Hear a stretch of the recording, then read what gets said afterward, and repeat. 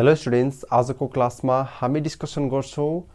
हामी आज के डिस्कसन गर्छौं भने एलिमिनेसन रियाक्सन्सको बारेमा डिस्कसन गर्छौं र एलिमिनेसनको हरेक रियाक्सन्सलाई हामी नेक्स्ट आउने क्लासेसमा डिटेल डिस्कसन गर्दै जान्छौं। ओके, यसको मेकानिजम के हुन्छ त्यो कुरालाई पनि हामी डिस्कसन गर्छौं। हामीले लास्टको भिडियोजमा है धेरै पहिला हामीले के गरिसकेका छौं भने अलरेडी हामीले E1 मेकानिजम E2 मेकानिजम हामीले डिस्कस गरिसकेका छौं, तर हामी फेरि के गर्छौं भने यसलाई अलिकति एडभान्स वेले यसलाई हामीले कसरी अझै एक्सपान्ड गर्न सकिन्छ भन्ने कुरालाई पनि हामी यसमा डिस्कसन गर्दै जान्छौं। E1 reactions, E2 reactions, E1 CB mechanisms के हुन्छ त्यो कुरालाई हामी यसमा डिस्कसन गर्छौं। यदि लास्टको भिडियोजमा तपाईहरुले के बुझ्नु भएको छैन भने प्लिज कमेन्ट गर्नुस् है, नबिर्सिनु होला है। ओके, विदाउट वेस्टिङ टाइम म सिधै टपिकतिर जान्छु। टपिकमा हाम्रो आज के छ? Elimination reactions. ओके, यसमा हाम्रो के पर्छ? E1, E2, E1 CB mechanisms पर्छ। त्यो मेकानिजम्सलाई हामी डिस्कसन गर्दै जान्छौं यसमा। ओके, ल पेन र कपी अगाडि छ नि सबैको? पेन र कपी अगाडि छैन भने पेन र कपी चाहिँ अगाडि राख्नु होला ताकि तपाईहरुलाई हेल्प होस् यसले है। ल अब पेन र कपी अगाडि ल्याउने र त्यसपछि मसँग लेख्दै जाने। एलिमिनेसन रियाक्सन्स हामी पढ्दै जान्छौं र फर्स्ट अफ अल बुझ्न कोसिस गरौँ व्हाट इज एलिमिनेसन रियाक्सन्स है। अब सिम्पल कुरा बुझ्ने, सिग्मा बोन्डको ब्रेक भएर यसमा के बन्छ? पाई बोन्ड फर्मेसन हुन्छ। यसरी बुझ्दै जाने है। एलिमिनेसन रियाक्सन्समा हामीले फर्स्ट अफ अल बुझ्दाखेरि कसरी बुझ्ने भने यसमा के हुन्छ? हाम्रो सिग्मा बोन्डबाट हाम्रो के फर्मेसन हुन्छ? के बन्छ? हाम्रो पाई बोन्ड फर्मेसन हुन्छ हैन। यो कुरालाई ख्याल गर्ने है। सिम्पल कुरा मैले बुझाउन कोसिस गरिरहेको छु एक्जाममा, एक्जामिनेसन पोइन्ट अफ भ्यूको लागि होइन कि हामी एलिमिनेसन रियाक्सन्सलाई बुझौँ पहिला एकचोटी। सिग्मा बोन्ड के हुन्छ? ब्रेक हुन्छ। यसमा सिग्मा बोन्ड ब्रेक हुन्छ र यसमा के हुन्छ? यो फर्मेसन हुन्छ हैन। यो बन्छ हाम्रो, ठीक छ? यसरी याद गर्नुस् तपाईहरुले हैन। यो बन्ने हाम्रो एलिमिनेसन रियाक्सन्समा। अब त्यसपछि यसमा के हुन्छ? डिग्री अफ अनस्याचुरेसन हुन्छ हैन। डिग्री अफ अनस्याचुरेसनमा चेन्ज आउँछ। डिग्री अफ अनस्याचुरेसनमा चेन्ज आउँछ हाम्रो हैन। अनस्याचुरेसनमा चेन्ज आउँछ। त्यसपछि अर्कोमा हामीले के हेर्न सक्छौं भने कार्बन कार्बन बोन्ड केमा कन्भर्ट हुन्छ भने जुन हाम्रो यसमा के हुन्छ? कार्बन कार्बन पाई बोन्डको फर्मेसन हुन्छ। पाई बोन्डको फर्मेसन हुन्छ यसमा। यो कुरा ख्याल गर्ने किनकि सिग्मा बोन्ड ब्रेक भएर हाम्रो के बन्छ? पाई बोन्ड फर्मेसन हुन्छ। That means carbon carbon pi बोन्डको फर्मेसन हुन्छ यसमा। अथवा यसमा हाम्रो के पनि बन्न सक्छ? OH बोन्डको फर्मेसन पनि हुन सक्छ हाम्रो यसमा है। तर मेनली हाम्रो के हुन्छ नि? पाई बोन्डकै फर्मेसन हुन्छ यसमा है एलिमिनेसन रियाक्सन्स हुँदाखेरि। त्यस्तै अर्को केसमा हामीले के गर्न सक्छौं भने यसमा के को ब्रेक हुन्छ त भनेपछि यसमा ब्रेक हुन्छ हाम्रो के कार्बन कार्बन ब्रेकेज हुन्छ र कार्बन हाइड्रोजन हाम्रो के हुन्छ? यसमा कार्बन र ब्रोमिन जस्तै हैलाइड्स X को ब्रेकेज हुन्छ यसमा हैन। यसलाई यसरी लेख्नुस्, यसरी नै लेख्दा केही फरक पर्दैन।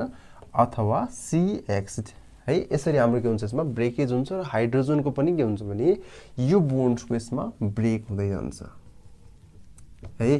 ठीक छ, यहाँसम्म क्लियर नि? अब त्यस्तै हामीसँग अलिकति डाटाहरु छ। त्यो डाटाबाट हामीले के गर्न सक्छौं भने यसमा अलिकति हेर्न सक्छौं कि एलिमिनेसन रियाक्सन्समा जस्तै हामीले पर्टिकुलरली अब डिस्कसन केमा गर्छौं भने जस्तै यो हाम्रो के हुन्छ भने बेसिक कन्सेप्ट छ है।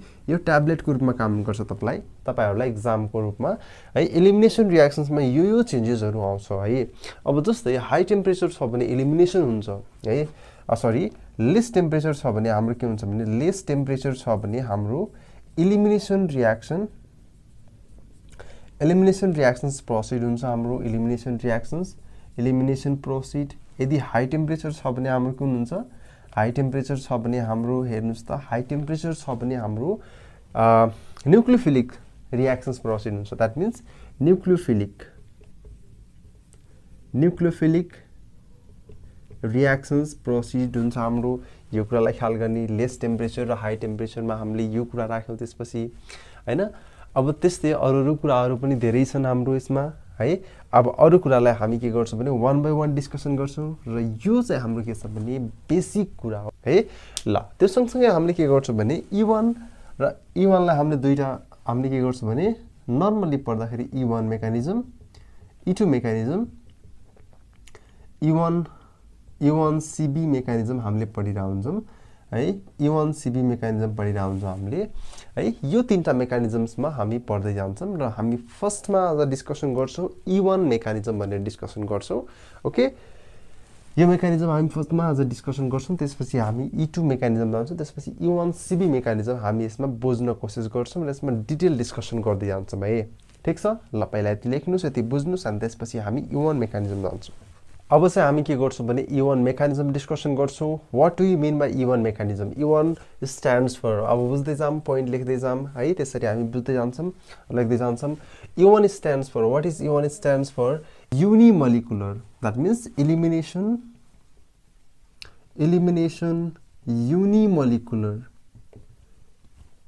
unimolecular reactions that means E1 for elimination unimolecular and it is यसलाई हामीले केले डिनोट गर्छौं भने हेर्नुस् है यसलाई हामीले केले डिनोट गर्छौं IUPAC नोटेसन हाम्रो छ DN plus DE अथवा यसलाई हामीले के पनि भन्न सक्छौं DN plus DH that is the IUPAC notation अब यो कस्तो हुन्छ भने E1 मेकानिजम हाम्रो टु स्टेप प्रोसेस हुन्छ तर E2 मेकानिजम हाम्रो कुन छ वन स्टेप मेकानिजम हुन्छ यसलाई हामीले के भन्न सक्छौं that is two step mechanisms है इनिशियली के हुन्छ भने यसमा हेटेरोलाइसिस हुन्छ है के कुरा ख्याल गर्ने हेटेरोलाइसिस हुन्छ यसमा अब यसबाट हेटेरोलाइसिस भइसकेपछि हाम्रो बन्ने भनेको के कार्बोकेटाइन अथवा कार्बोएनाइनको फर्मेसन हुन्छ तर यसमा हेटेरोलाइसिस भइसकेपछि हाम्रो के हुन्छ कार्बोकेटाइन फर्मेसन हुन्छ कार्बोकेटाइन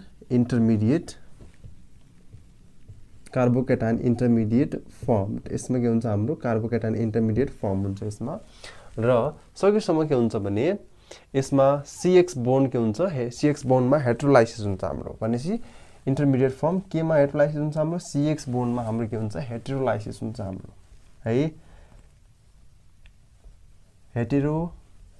हेटेरोलाइसिस केमा हुन्छ हाम्रो CX बोन्डमा हेटेरोलाइसिस हुन्छ र हेटेरोलाइसिस भइसकेपछि यो के हुन्छ भने यसले गर्दाखेरि कार्बोकेटाइन इन्टरमिडिएट फर्मेसन गराउँछ यसमा है यो स्टेप कस्तो हुन्छ भने स्लो स्टेप हुन्छ जसलाई हामीले के भन्छौं this step is slow step that means यसलाई हामीले के भन्न सक्छौं दिस स्टेप इज RDS है RDS स्टेप भन्न सक्छौं हामीले यसलाई ओके अब यसबाट हाम्रो के फर्मेसन हुन्छ हामीलाई थाहा भइसक्यो heterolysis yield carbocation that means CX बोन्डको ब्रेकेज भइराछ हेटेरोलाइसिस CX बोन्डमा हेटेरोलाइसिस भइराछ हेटेरोलाइसिसबाट हाम्रो के हुन्छ स्लो स्टेप हुन्छ यो दैट मीन्स स्लो स्टेपलाई हामीले के गर्न सक्छौं मेजर गर्न सक्छौं रेट फाइन्ड गर्न सक्छौं that means this one is the rate determining step okay ल त्यस्तै हामीले के गर्न सक्छौं भने यसमा के हुन्छ भने loss of proton to a base यसमा के हुन्छ loss of proton to a base यो हुन्छ यसमा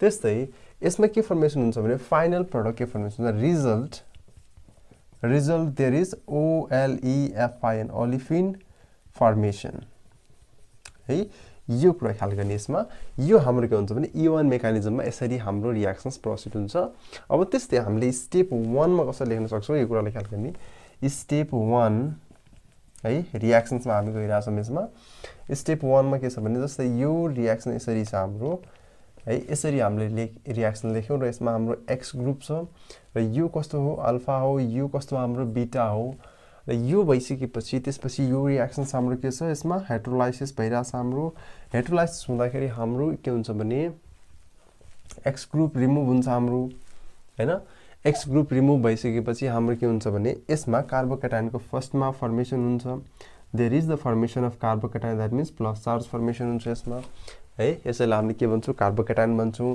प्लस के भन्छ X minus this is carbocation है यो स्टेप के हुन्छ हाम्रो स्लो स्टेप हुन्छ that means this is RDS rate determining step हुन्छ हाम्रो यसमा हैन त्यस्तै अब हामीले के गर्न सक्छौं भने स्टेप 2 मा सल्भेन्ट राख्छौं स्टेप 2 मा हामीले के गर्छौं भने सल्भेन्ट राख्छौं सल्भेन्ट युज गर्छौं that means carbon plus charge and solvent राख्यो भने हाम्रो के फर्मेसन हुन्छ यसमा हाम्रो आउँछ फाइनली हाम्रो आउँछ यसमा के आउँछ हाम्रो फाइनली यसमा हाम्रो आउँछ C डबल बोन्ड C भनेपछि यसमा हाम्रो के फर्मेसन भयो OLEFIN ओलिफिन को यसमा के भयो फर्मेसन भयो यसमा चाहिँ है। फर्स्ट स्टेपमा हामीले के गर्छौँ भने फर्स्ट स्टेप जुन हाम्रो फर्मेसन भइरहेछ यो एक्ज्याक्टली हाम्रो कुन जस्तो हुन्छ भने first step is exactly this is exactly हाम्रो के हुन्छ भने SN1 रियाक्सन जस्तो हुन्छ हाम्रो यो स्टेप चाहिँ। त्यसपछि सेकेन्ड स्टेप चाहिँ हाम्रो के हुन्छ डिफरेन्ट हुन्छ किनकि यसमा हाम्रो के भइरहेछ भने यो चाहिँ हाम्रो के हुन्छ भने डिफरेन्ट हुन्छ डिफरेन्ट किनकि यसमा के हुन्छ भने हाम्रो प्रोटोन पुल भइरहेछ यसमा है। Second step differ solvent pull of proton from beta carbon of carbon. त्यसपछि यसमा के हुन्छ भने अब यसमा हेर्नुहोस् त सल्भेन्टमा के हुन्छ भने solvent pull hydrogen that means proton hydrogen from beta कार्बनबाट हाम्रो के हुन्छ भने यसमा सल्भेन्टलाई पुल गरिरहेको हुन्छ लिगिरहेको हुन्छ। अब त्यस्तै प्रोडक्ट कम्प्लिटली के हुन्छ भने यसमा नन स्टेरियो स्पेसिफिक फर्मेसन हुन्छ जसमा हाम्रो प्रोडक्ट के आउँछ प्रोडक्ट नन स्टेरियो स्पेसिफिक प्रोडक्टको फर्मेसन हुन्छ यसमा हैन। कार्बोकेटाइन जुन हाम्रो फ्री स्टेटमा एडप्ट हुन्छ जुन मोस्ट स्टेबल कन्फर्मेसन्समा हुन्छ हाम्रो। अब यसमा हामीले के लेख्न सक्छौँ भने carbocation is free to adapt its most stable conformations. Carbocation is free to adapt carbocation is free to adopt its most stable conformation है।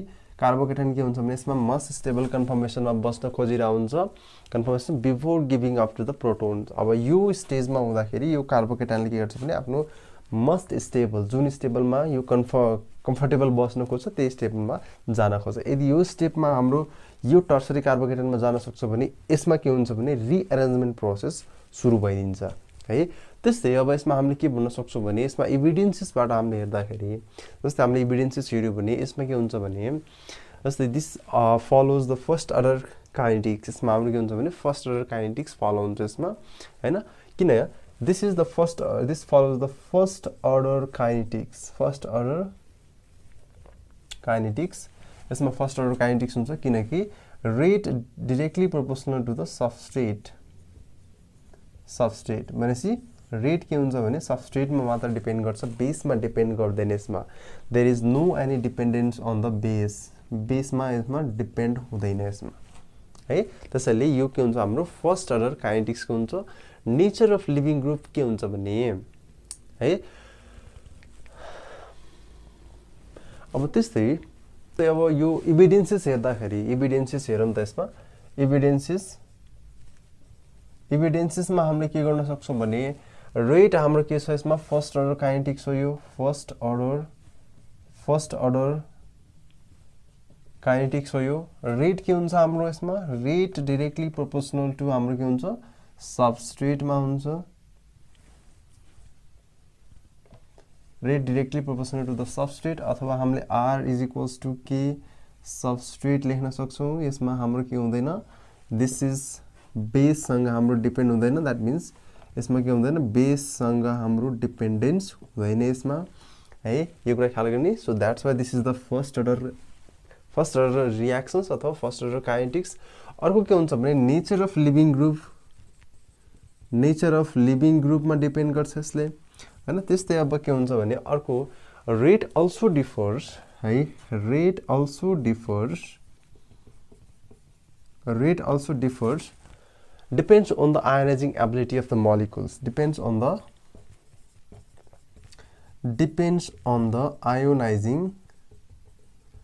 ionizing ability of the molecules है। योमा पनि के हुन्छ भने डिपेन्ड गर्छ यसको एभिडेन्सेस। त्यसपछि अर्को हामीले के गर्न सक्छौँ अब त्यस्तै हाम्रो यसमा के हुन्छ भने कार्बोकेटाइन द फर्मेसन भयो यदि टेम्परेचर हाम्रो के गर्यो भने यसमा है once the carbocation is formed है यसरी हामीले लेख्न सक्छौँ once carbocation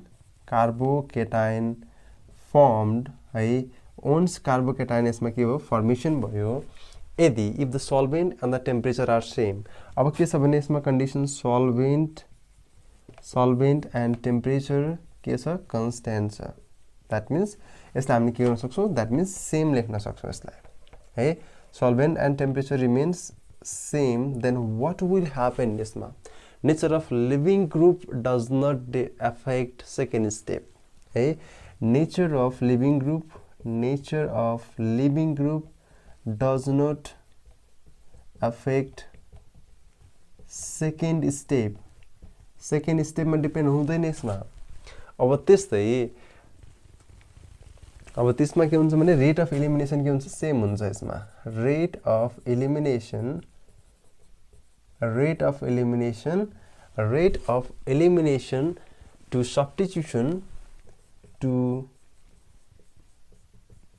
to substitution remains same यसरी हामीले लेख्न सक्छौँ यदि सल्भेन्ट र टेम्परेचर हाम्रो फरक छ भने है अब यसमा के हुन्छ यो सबै कुराहरुमा अफेक्सन आउँदै जान्छ त्यसपछि है त्यस्तै अब हामीले के गर्छौँ भने क्यानोट बी सेकेन्ड अर्डरमा हामीले गरिरहेछौँ भने यदि हामीले सेकेन्ड अर्डरमा गर्छौँ भने यसमा reactions carried out by second order mechanism ratio cannot be found यसमा के हुन्छ रेशियो क्यानोट बी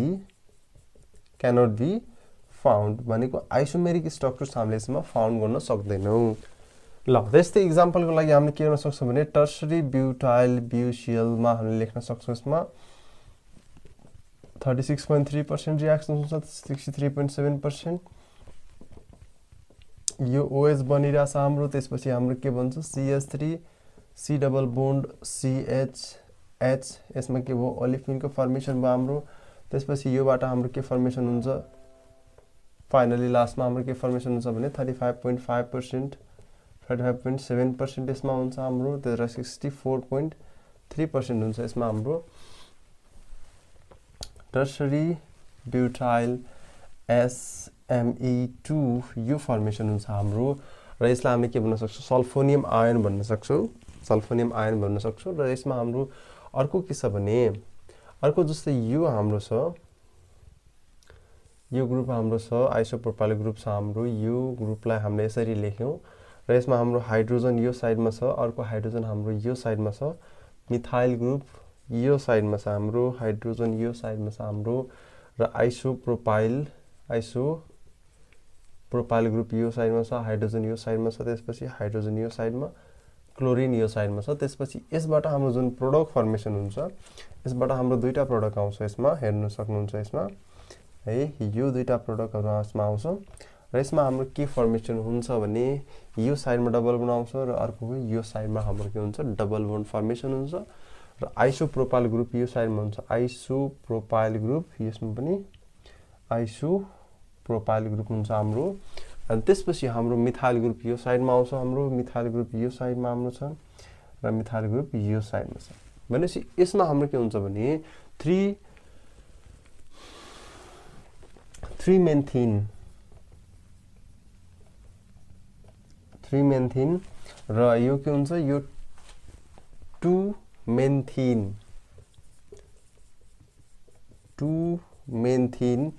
यो 3 मेन्थिन र 2 मेन्थिन यसमा के हुन्छ भने मेजर प्रोडक्ट हाम्रो के आउँछ 68% यो हुन्छ मेजर प्रोडक्ट यो कति पर्सेन्ट आउँछ हाम्रो क्याल्कुलेसन गर्नुस् त यो 32% हाम्रो के हुन्छ प्रोडक्टको फर्मेसन छ किनकि यसमा स्टेरिक इन्टरेक्सन छैन no steric effect there is no any steric effect no steric effect हुँदैन यसमा र अर्को के छैन भने यसमा त्यसपछि देयर इज प्रोडक्ट हामीले के गर्छौं सेटजिफ रुलको अनुसार राख्छौं प्रोडक्ट हामीले के को बेसमा राख्छौं सेटजिफ रुलको अनुसार राख्छौं अथवा जेटसिफ रुलको अनुसार राख्छौं सेटजिफ र जेटसिफ रुल हामीले के गर्छौं भने यसमा राख्छौं एउटै कुरा हो न सेटजिफ र जेटसिफ रिअरेन्जमेन्ट विल बी अकर्स अब अर्को कुरा याद राख्ने दिमागमा के राख्ने भने rearrangement will be occur if there is formation of